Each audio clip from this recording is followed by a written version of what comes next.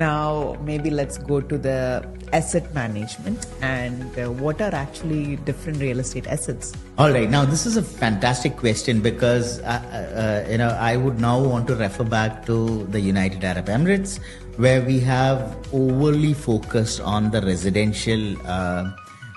We have mostly focused, I wouldn't say overly, I would say mostly focused on residential assets. We classify assets into about 7 major categories. Okay. And residential being one of it, right? So I will start with commercial. When I say commercial, it has office buildings. Yes. When I say retail, it has a strip retail and big box retail. Office building example would be, again, Microsoft, Cisco, examples like that. You have retail examples like the Dubai Mall. This is big box retail. Okay. You have the Carrefour, which is a big box retail. Okay. And what's a strip retail? A strip retail is like your City Walk, which is a strip retail, which is There's generally a strip of shops, which is high street, which is also called high street. Okay. Traditionally, we had high street like there are. So Gold Souk, that is a high street. Yes. So that's one of the asset classes. Then we have hospitality. Okay. When I say hospitality, it is mostly hotels. Then there is holiday homes. Okay. In hospitality, right? Yes. There is hotels, holiday homes, senior living. Classes under the so many hospitality. classes under that. Then you have education. Education is also another asset class. Did you even actually know? Think of you that don't part, even think right? of it. So education, you can say. In fact, it's a huge asset class. Absolutely, it's a big asset class. And recently, very recently, GEMS, one of the biggest names in education here. In education in the United Arab Emirates, has raised funding for expansion through Brookfields, one of the largest asset managers. So again, and that is also available for drawdowns. Nice. I'll explain drawdowns. I'll explain all of that maybe in the next show. But it's a huge topic. But yes, so that is another asset class. Education. Did you even imagine? I didn't even think of that. Yeah. Now that you mentioned, I think of the chain of schools, the universities, and absolutely. There's so much to it, right? There's so much to even all the hotels, right? If you look at all the hotels, there are hotels on the Fairmont. I mean, on the Palm.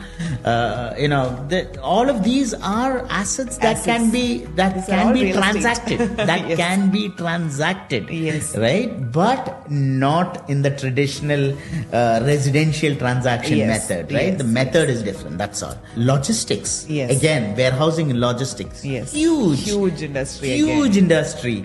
You have FedEx. A lot of cargo movement happens. Yes, you have traditional players like FedEx, and today you have Amazon, which is actually putting up black sites. They're called black sites, and they need. What are black sites? Yeah, black sites are the areas where they store whatever you buy. Okay. Right. It's a warehouse. It's like a warehouse, right? Okay. They have. It's a hub and spoke model. That's it deals with supply chain. Nice. If Bilna would order something on Amazon, that order goes to Amazon, and then Amazon tells the supplier that supplier that this product has been ordered. So then the supplier informs the logistic company, who will then go pick up this from one of their black sites. Nice. So you need to have black sites. So if Bilna is staying in say downtown Dubai, they need to have a black site very close to Bilna's home, so that they'll be able to cut down on the travel time to deliver it. Nice. So this is part of corporate real estate. So as a corporate real estate asset, right? Nice, so enormous. The possibilities are huge. Nice. So I said warehouse and logistics. Data centers. Absolutely. Huge data centers. Data centers is another asset which is growing by leaps and bounds. Yes. Do you actually know future with AI coming in? you will gonna have be a huge- yes, there is a huge requirement, and data centers is power intensive. Yes. Yeah, right. You need data centers are places.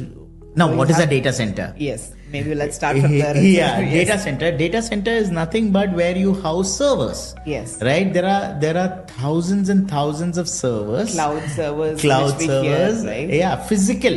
The Yes. physical Yes. servers. Right. So we always purchase the cloud, but we don't know where our data is getting Exactly. stored. It has to be stored somewhere. It has to be anyway, stored right? somewhere, right? The physical aspect of it. These data centers are huge. So, to build a data center, it is very capital intensive because it requires a lot of energy to cool down, right? So, Yes. if you have 100 servers or 1,000 servers in one single location, cooling system. the cooling system, all of that is required. Yes. So building that is an asset in itself. Yes. So there's a very large investor called Iron Mountain.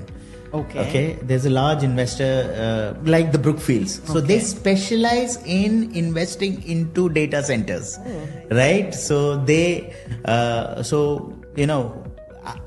all out to, fly into the US, go to Iron Mountain and say, hey, listen, Dubai has a lot of land and fantastic, good quality power and infrastructure. Please come and set up your data centers over here, provided the government says okay to it, right? Yeah. So, but I mean, these are possible opportunities for the possibilities of the commercial, the corporate real real estate. estate. What about the infrastructure of a country? Are they also part of that real is also estate? that is also part of real estate, right? So we tend to miss out the roads and bridges and the railways and all of that. Of course, those are also infrastructure projects, and those are also part of corporate real estate.